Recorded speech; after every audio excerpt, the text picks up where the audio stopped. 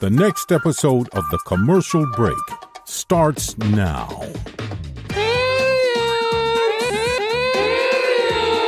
Oh, yeah, cats and kittens, gloves and mittens. Welcome back to The Commercial Break. I am Brian Green. This is my dear friend and co-host, Kristen Joy. Holy best to you, Kristen. And best to you, Brian. And best to you out there in the podcast universe. How the hell are you? Thanks for joining us on yet another episode of this, The Commercial Break. It's not for everyone, but fact, news, or fiction is guaranteed in 15 seconds or less, so you got that going for you. Go to the tcbpodcast.com website to collect your earnings. The craziest thing was, not but 2 weeks ago, we were talking about the gift that keeps on giving being the spider webs around my house. Yes, and I remember spiders must have been listening because I got they got their revenge on me. Oh, what did they do? Well, I mean, you know this because a week ago, we're in here recording and we're like 30 minutes into an episode, and I'm like staring at my leg. It's itching so bad. It's hurting. Right. It's itching. And I'm staring at my leg and I'm realizing that I have a black spot on top of a bug bite, and I just wrap up the recording real quick. I'm like, I guess that's all we can do for today. I'm like, yeah, and you were like, I've got to go to the hospital. And I'm like, I got to go to the hospital. I was like, what? What just happened? Well, I had this. I got this bite. It was itching in the morning in the shower, and then throughout the evening. It's like a day before we were recording. Through the evening, I didn't really notice it, but then when I got in the nighttime shower, because I take 2 showers, one where I wash my legs and one where I don't, and which caused quite a stir out there in our podcast audience. So when I get in the shower for the second shower of the day, it is really itching. It's on fire. Like I can't stop itching it. Oh no! And so then I put some cortisone cream on it. I realize that now it's raised and it's red and it's hard. And it's probably like the size of like a dime. quarter. Yeah, a quarter. Yeah. Actually, it's getting bigger. And I'm like, wow, that's really weird. I wonder what I got bit by. It's not mosquito season around here, so it must have been. I got a pool, and I'm out in the pool deck. You know, there's all kind of creepy, fucking crawly things back there. Yes, there are. Every time I go into that pool shed, I bang on the wall before I walk in. I'm like, boom, boom. Right. Please leave.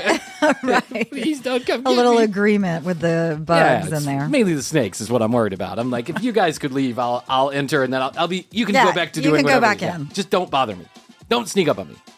So no shit, I'm sitting here while we're recording, and I see that the bug bite is not only raised red, painful, and itchy, but there is a black spot on top of it. I saw that, yeah. Which is necrosis. It means your skin's dying, right? Well. And I was like...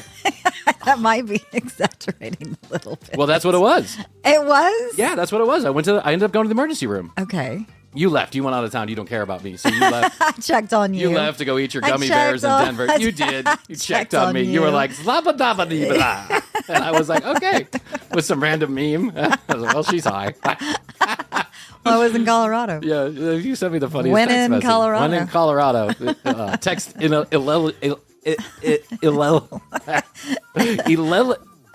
can't I say this? The opposite of eloquently. Yeah.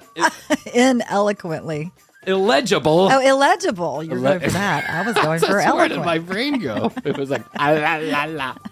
Illegible information. You were like, zaboo. And I was like, yeah, great. They just texted me like a Spider-Man. And I was like, what is going on there?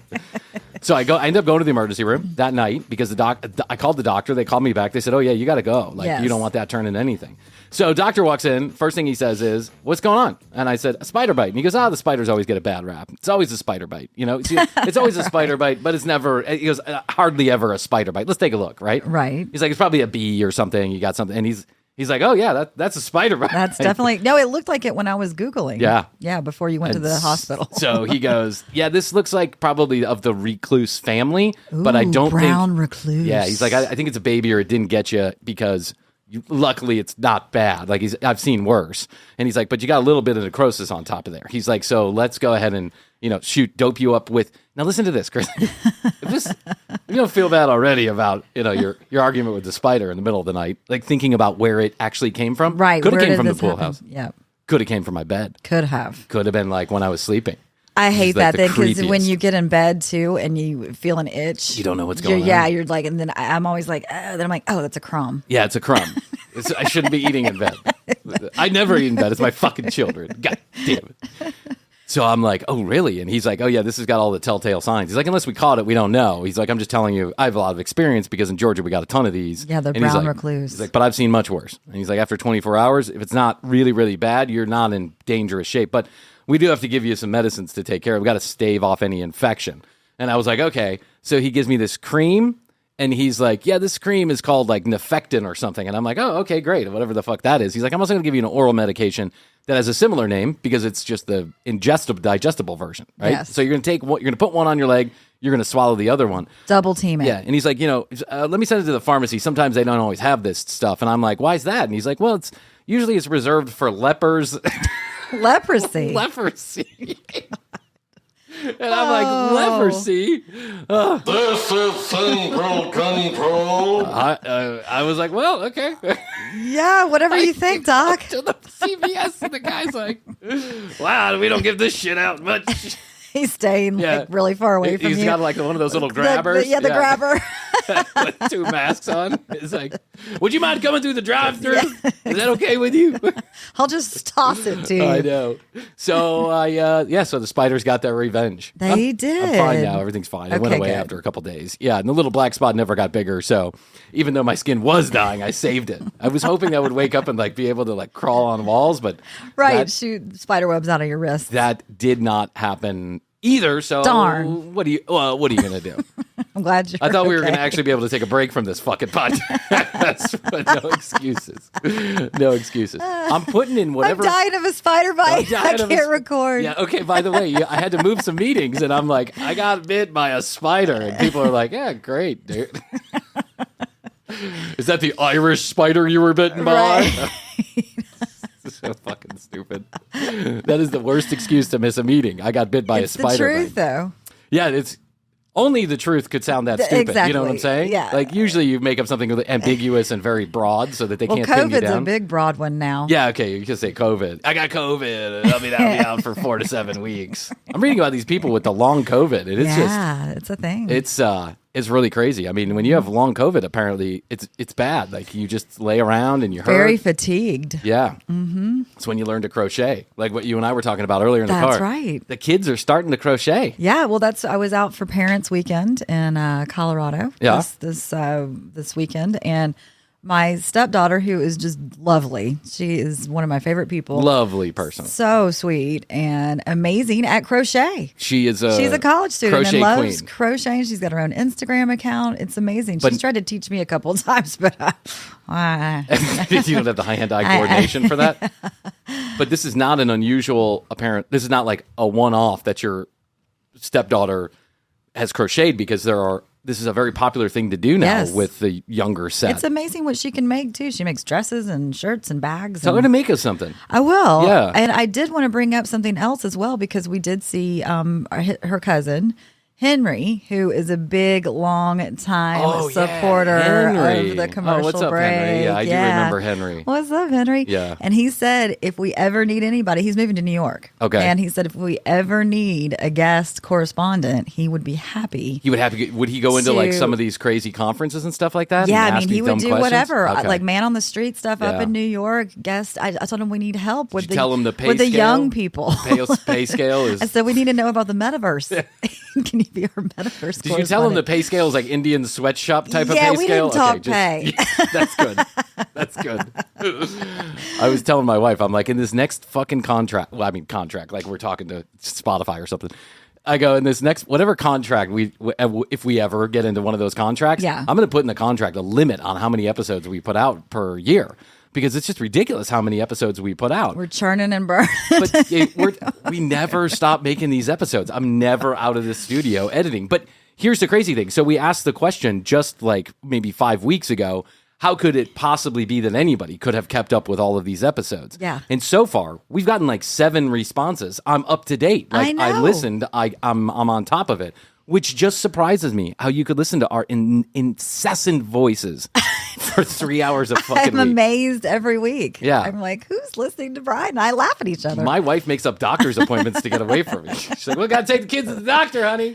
I'll be back. Just like you go to the grocery store. I go to the grocery store. She goes to the doctor. But she takes the kids. Like, when you're volunteering to spend more time with the children alone, you know that I must be extremely boring. But, welcome to the commercial break. It's not for everyone. Well, we did get a very sweet message from our dear friend, Roxanne. Okay, I hate reading reviews, but we'll read that. Do you have the one? Yeah, do you have I it? do. Why don't you pull it on up there? Roxanne's a longtime fan of ours. And she really is. I don't want to be that morning show. Like, I know some podcasts do this, but then you get into that morning show territory. Hey, it's me, Julie from Virginia. I love listening to the Burt Show in the morning.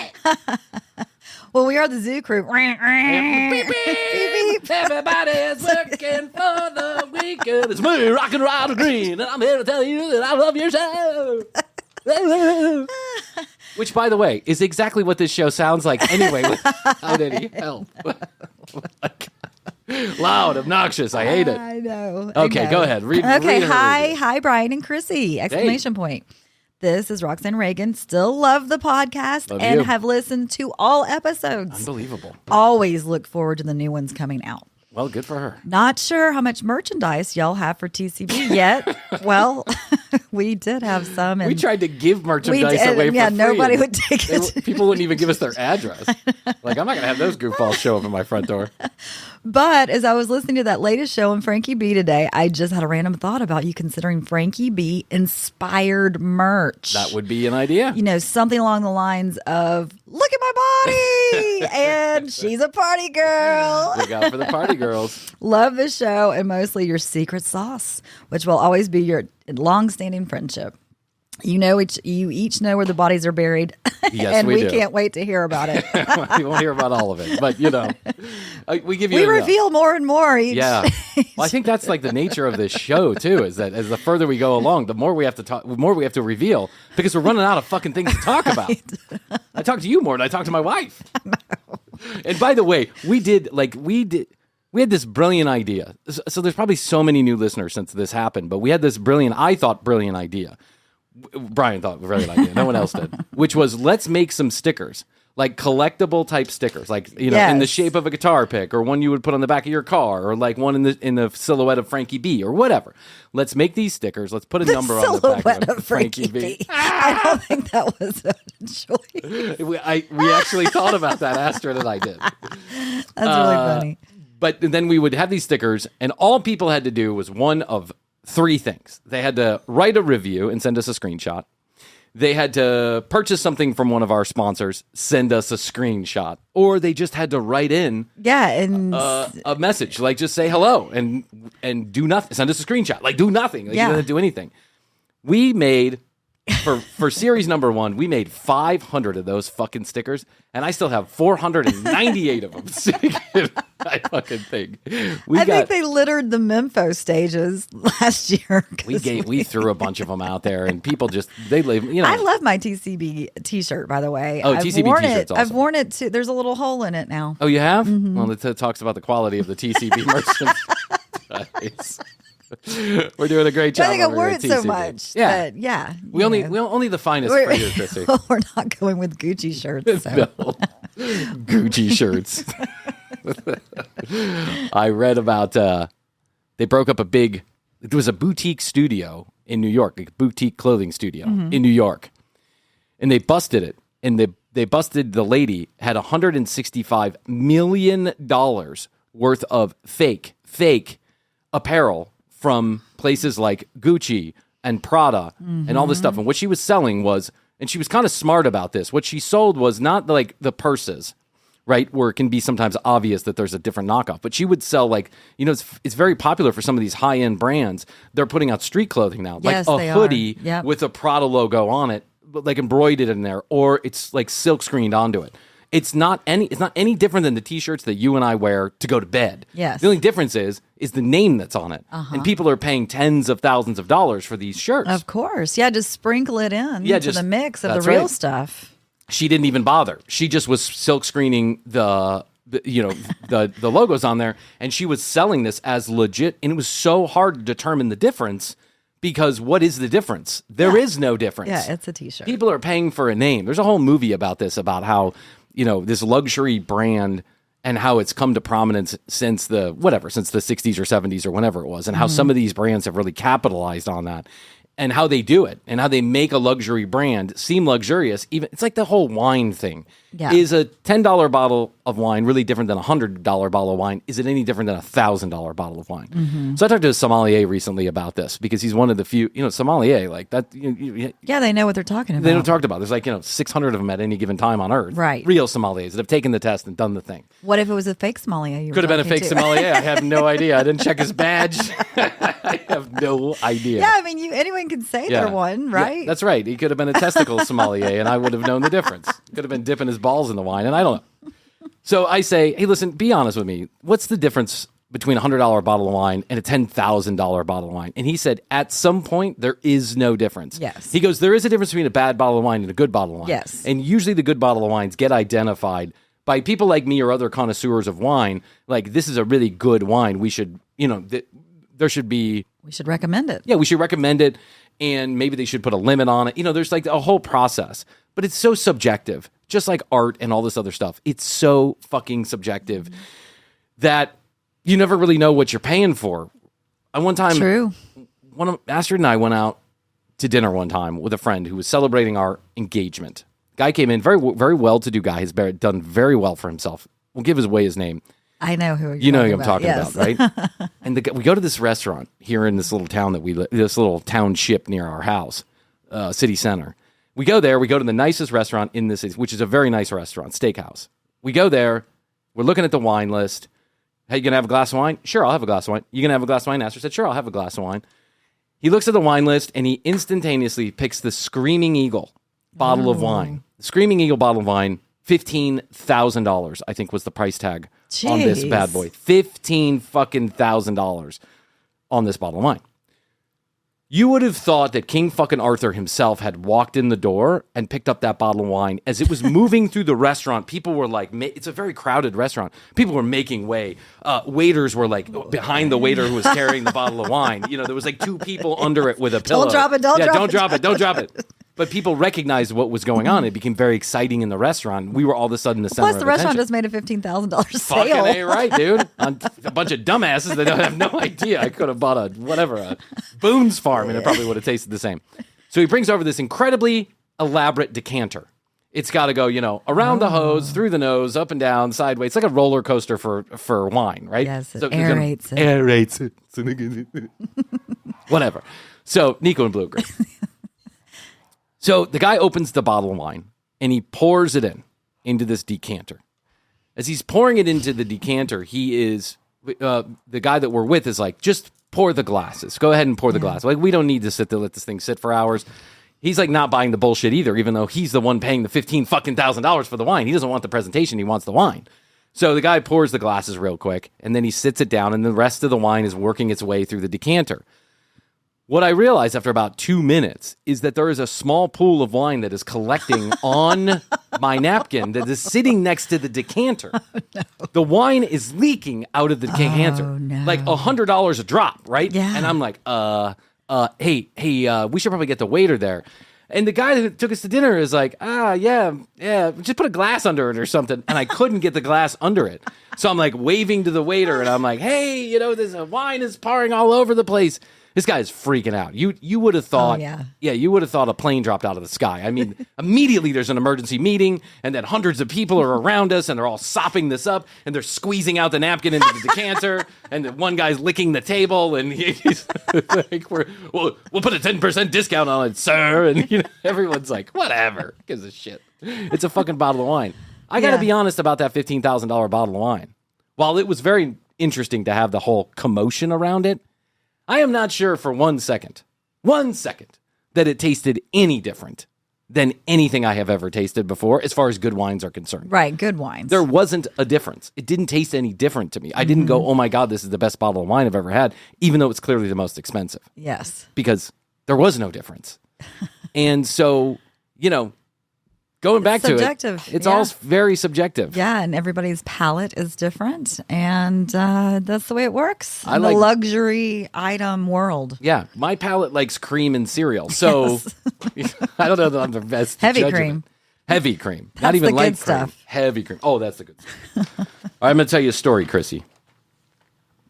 Okay. I'm going to tell you a story, and I want you to tell me whether or not what you think of this story.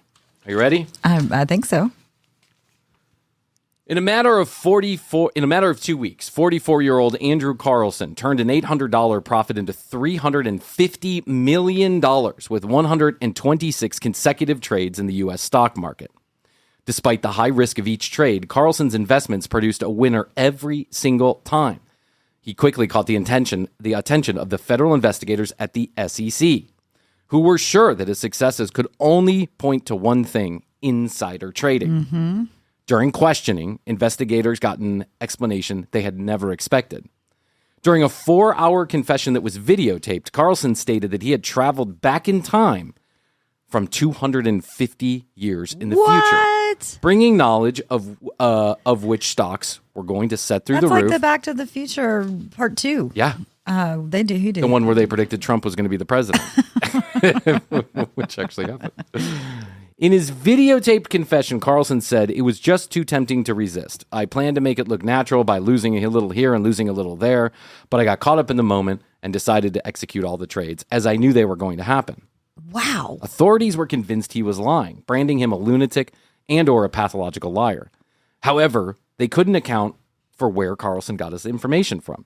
An SEC source said, if the company's stock rose due to a merger or technological breakthrough, that was supposed to be a secret. However, Mr. Carlssyn knew nothing about this in advance that we could tell.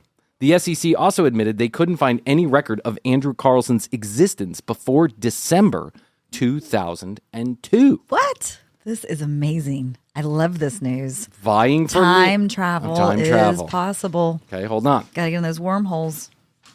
You snake in. And how do you do that? Ayahuasca, I think. The noodle dance at a Panic concert. Yes. If you twirl hard enough. Dave Matthews at the end of Bartender.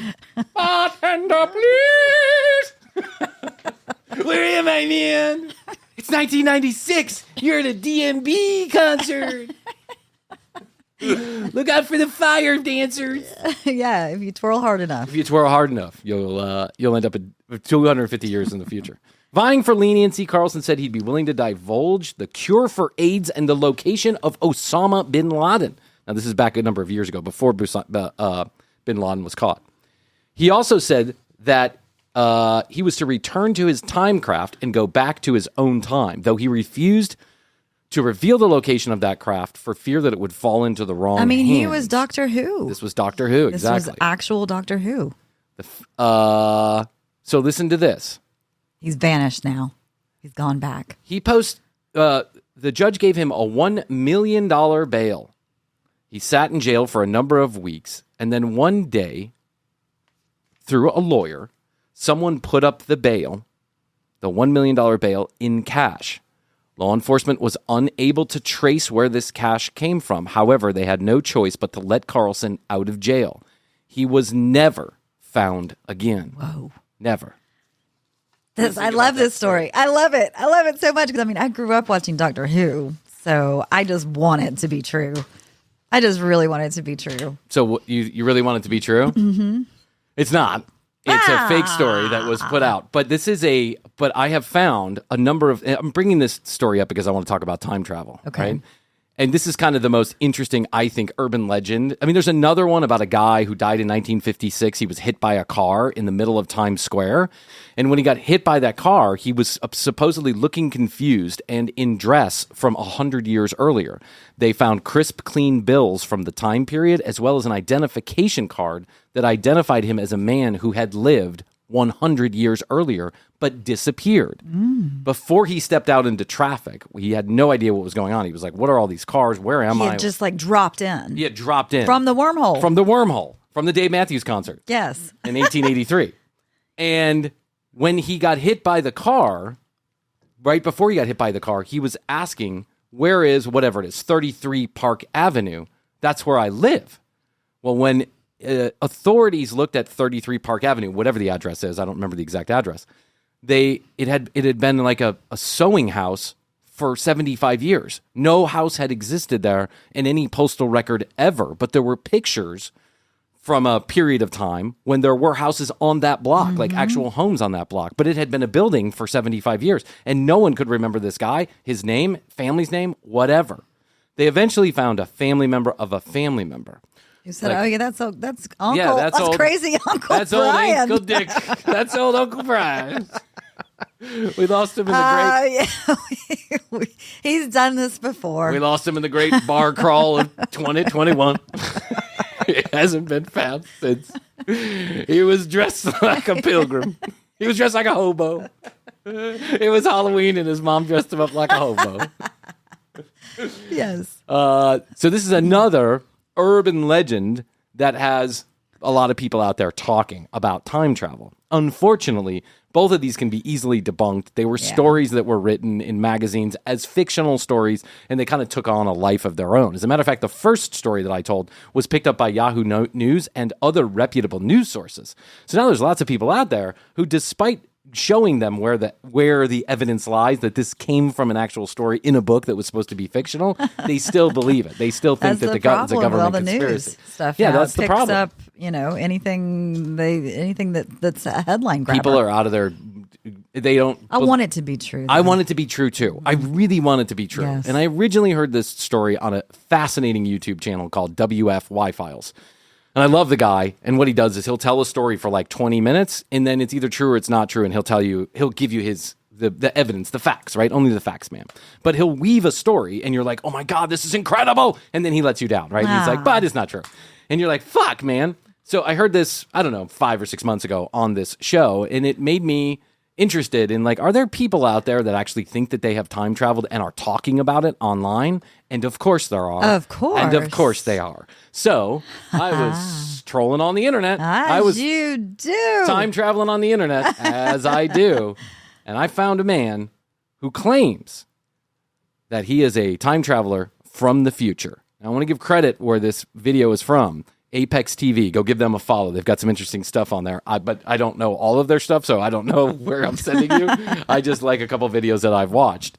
This is Carlos. And Carlos claims that he's from the future. I can't see his head. You can't see his head because it's blurred. Oh. They're protecting his identity. After hearing my story today, I don't know if maybe his head was still in another realm. His head is in 2,622. But his dick came back. Right. It's like the metaverse torso. That pussy's really good in 2022 before all the radiation. Oh, yeah, it's like the torso. That's right. But I love this guy. I just think this is too funny. Hello. After hearing my story today, you may think I'm crazy, but everything I say is true. He talks like Sacha Baron Cohen in one of those movies, so I'm already kind of disbelieving what he has to say. It's a little different. My name is Carlos. I was born and raised in Alicante, Spain, and I spent my childhood on the beach fishing with my family. Before getting in... One day, I hear music coming from the beach, but I cannot pinpoint where. All of a sudden, a man with a saxophone is playing with a crazy white man, dancing his legs below the guitar. It is a Dave Matthews. I am traveling through time with the Dave Matthews Band. A bartender, please! To the story, let me first say that the world will change drastically very soon. Very soon. That's really not a stretch to say that. We're not saying, it's not giving... Anybody could go at any time and say that the world is going to change drastically very soon. And it just will. It will be true, of course. Yes. Sooner than you think. Well, I think pretty soon the world's going to change. Right. I mean, I'm going to walk out this house. It's going to be different than it was an hour ago. In 2028, the world you know will disappear. You might ask me how I know that. And how I have been smoking a lot of weed in Denver with Krissy Hoadley. I got a text message from Krissy Hoadley in Denver. She told me the world will be totally different. The world will be totally different with 5 Fs. Can speak so confidently. I will tell you the secret. I was born in 2012. You may think I'm joking. It's 2022 now, and I'm obviously not 10 years old. But wait, even in 2028, you're still going to only be 16. I don't get this, right? No, I don't understand. I will now reveal my main secret. Well, I'm on the edge of my seat. I have a pocket pussy, and I have been stretching my cock 10 inches. If you want that, click below. For the Y Bryan 3000, the special sauce that you put on your cock before sex to make you long, strong, and hard for all the ladies. Side effects may include hair loss, blindness, teeth falling out, leprosy, necrosis. You may have spider webs coming out of your wrists. From current times. I am from the year 2040. I know it sounds like some sort of science fiction story. Nope, sounds completely legit, bro. Yeah, no, sounds like somebody we hear every day. Sounds legit, bro. But it's absolutely true. A few centuries ago, a submarine or an airplane was just as fantastic. Would anyone believe that there could be an electric clock that could contain both a telephone and a player and a health tracker back in the 2000s? Yeah, I mean, they were thinking this up. Yeah, I'm Remember, pretty sure. like the Jetsons, and what was the other Star one? Trek. Star Trek. Yeah. And what was the other one with the guy with the watch? Flintstones? Well, they went back in time. Oh, he had a little bird that was, it was chipping away at the time every time. Well, no, I mean, and there was Kit, all of it. Dark, Knight Rider. Knight Rider. This is not science fiction since the 40s. What was it, like Man 3000 or something like that? Yeah, why Bryan 3000? Now I get that on my brain. So I know I agree with you. And DuPont. One of the stories I looked up about time traveling is a picture, a short movie of a lady walking out of the DuPont offices wherever in DuPont in Tennessee or whatever, and she is holding what looks like a iPhone, and she's talking into it. And as she sees the camera, she puts it away. Right? Mm. It's a very fascinating video. But she was from the future.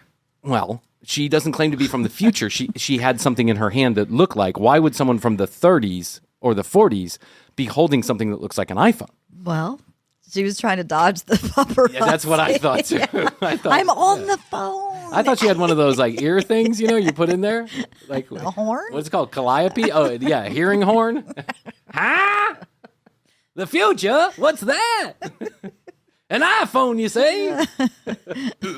That's a bear leg that I sliced off last night and put it in my lunchbox for a snack.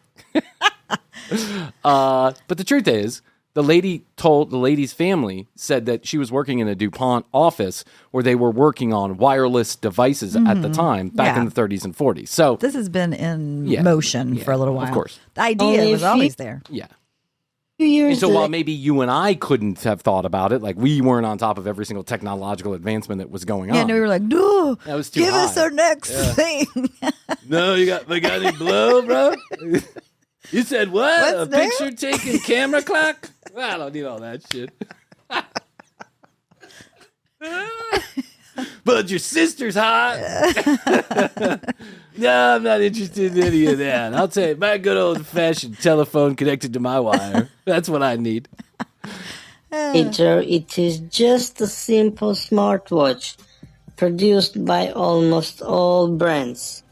What I'm saying is that the world can change drastically in just one day. Okay, so far, you're not predicting anything. No. You're not telling us anything about the future. No. You're just telling us what we already know. Simply because of a new invention, such as the telephone, electricity, uranium usage, and so on. By the way, electricity is not an invention. It's been around since the beginning of time. Let me get back to the story. Please, please. do. Thanks, Yeah, Carlos. circle back. We appreciate it. Yeah, come on. Come up to speed. I lived in Spain all my life. As I said, I was fishing. And later we had a small family factory in Valencia. I'm saying all this so that we understand that I'm an ordinary person like you. Oh, yeah, my family owns a Valencia. factory in Valencia, Spain also. I'm just like you. He's an ordinary fisherman. I wonder if traveling backwards through time made him talk so slow. From a simple family. As I was saying, the world will soon change drastically, and it will start in 2028, when the cryptocurrency immediately became dominant over the dollar and the rest of the currencies we all know. I like that he's giving us a tip. Yeah, he's giving us a tip. I'm going to get on that cryptocurrency. It's a great time to get into cryptocurrency. I got a hot tip for you, Krissy. Cryptocurrency. All the bros are doing it. But do not rush to invest all your money into cryptocurrency. Krissy, I take back that advice I had about cryptocurrency. Hold on that. I'll let you know. Please. Yeah. I'm waiting for Carlos to give me the green light. Because the future crypto is not yet available on any online platform. It is only available at carloscrypto.com. Here I give my daily crypto tips from the future. Daily crypto tip. From 2040. Here's my crypto tip for today. Buy Atl Coin. In 2040, it will be worth 1 billion zombies. Which will be the dominant currency of the time. But wait, don't rush to invest all your money yet. Yeah, hold on, don't invest all your money, just most of it. 75% to Atl Coin. 25% to food and beverages and such. 75% to Atl Coin, 10% to Screaming Eagle, and then 15% to other necessities. I don't want you to get crazy. Everything is more complicated than you think. In 2026, the United States will introduce a new payment system called coin salary. What is this coin salary? What is this coin salary? What are you making me a pizza? What is this coin salary? This is not how you make a coin salary. More salt and pepper. What an original name, Carlos. Coin salary. Yeah.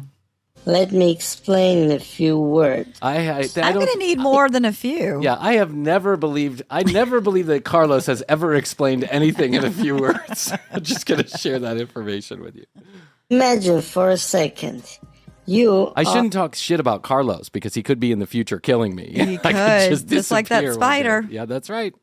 Are a salesperson working in a shop and your monthly salary is $6,000. Holy shit! You're getting paid $6,000 to work in a shop? Shoe factory? Yeah, in a shoe sales as a shoe sales guy. I mean, those people do make money. We're in the wrong business. This is at those fake Gucci stores. it's like that's where you can really clean up. $5,900 more than we make on this show.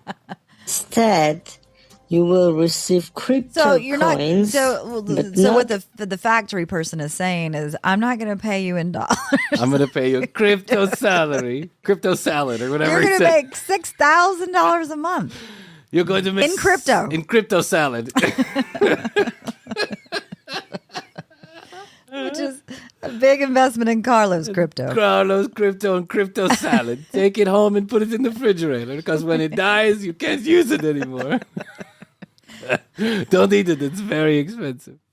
X quantity crypto coins, which you can spend on whatever you want. You receive a specific amount of crypto coins for specific purposes. Isn't that the way that money exchanges work? No. Well, I think I understand what he was saying. For goods and services, you receive a certain thing. No, what he's saying is you receive different money for different things. So you get like crypto salad is one thing. Yeah, crypto salad is one thing. You could get for shoes. You could get crypto car for your car. Okay. Crypto house for your house. Right? So your boss will pay you in multiple different ways. I don't think that the U.S. government could ever do anything like this. No. I don't think I could ever do anything like this. Example, you will get Atl Coin to buy food. Atl Coin? Who's making up the names in the future? Who's doing the naming conventions in the future? Because I want to talk to them. Atl Coin for food. Atl Coins for food. Dick Coin for pussy.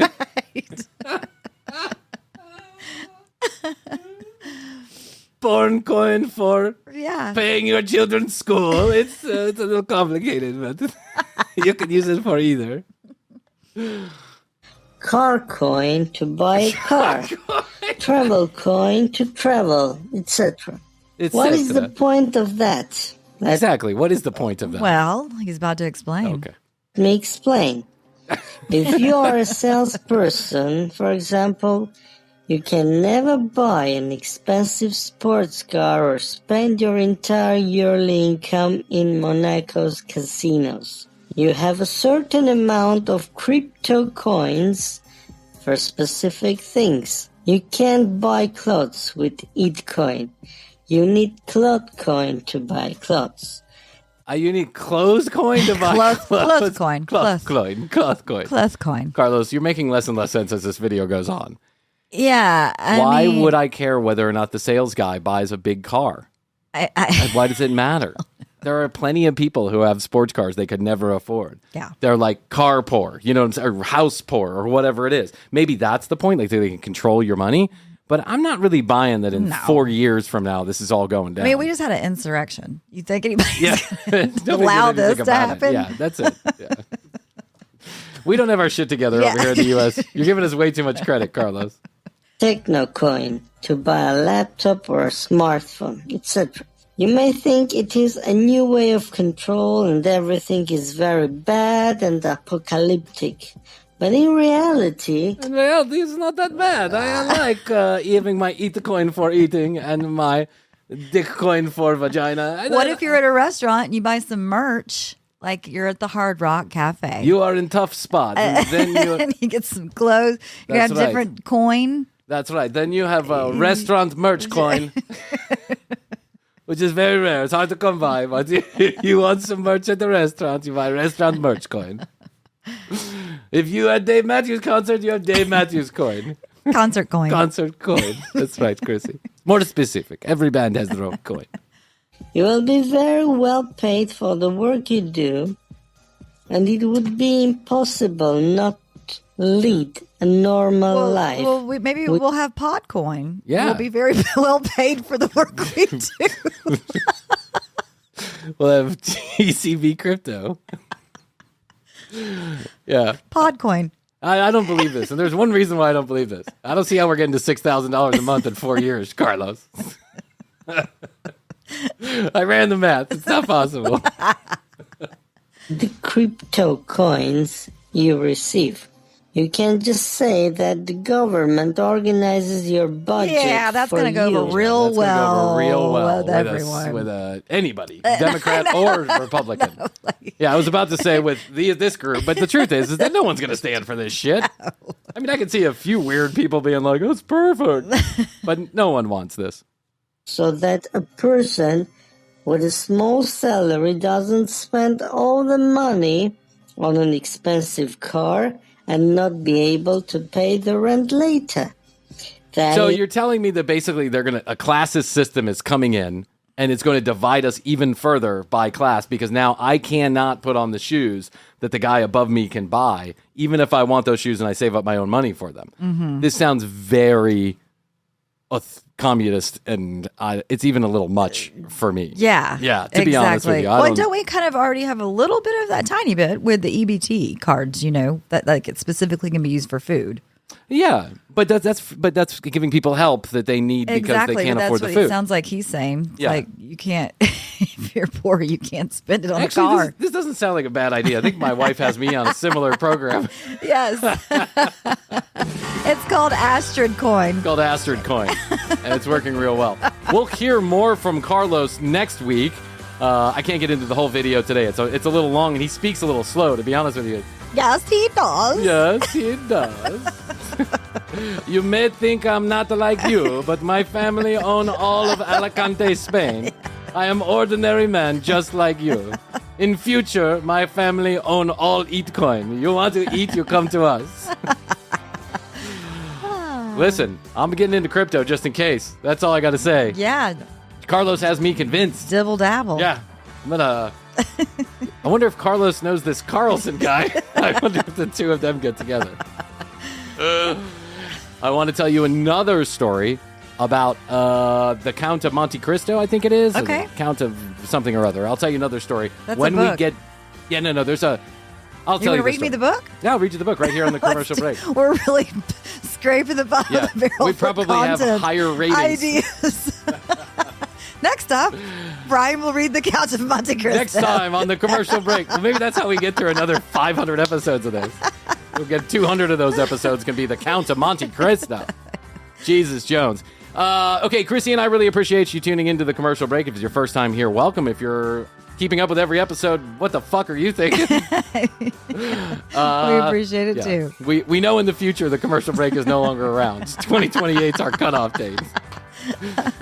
Well, actually, we might be going to 2028 to pay off this Roadcaster we bought in the first day of our broadcasting. Yes. So anyway, we love you. Thanks for tuning in. tcbpodcast.com. That's where you go to find out more information about Krissy and I. You can take a look at the episodes, all the audio, all the video. You can contact us if you want to give us comments, questions, concerns, content ideas, most importantly. We're looking for stories about infidelity, and we've actually gotten a few already. Send your stories in about infidelity, and we're going to spend a week doing nothing but stories about infidelity. Scandalous. Oh, yeah, there's one really good story. One really good story. Well written by a really good writer, and she just nailed it. I loved it. I was laughing out loud. So we'll get to that in the next couple of weeks at The Commercial Break on Instagram, but youtube.com/The Commercial Break is most important, or now YouTube has handles. So go to @TCB Podcast if you want to find all of our stuff. Just type it in the search engine. Okay, Krissy. I think that's all I can do today. I think so, Brian. Best to you. Best to you. I love you. And I love you. And best to you out there in the podcast universe. Until next time, Krissy and I always say, we do say, and we must say, bye.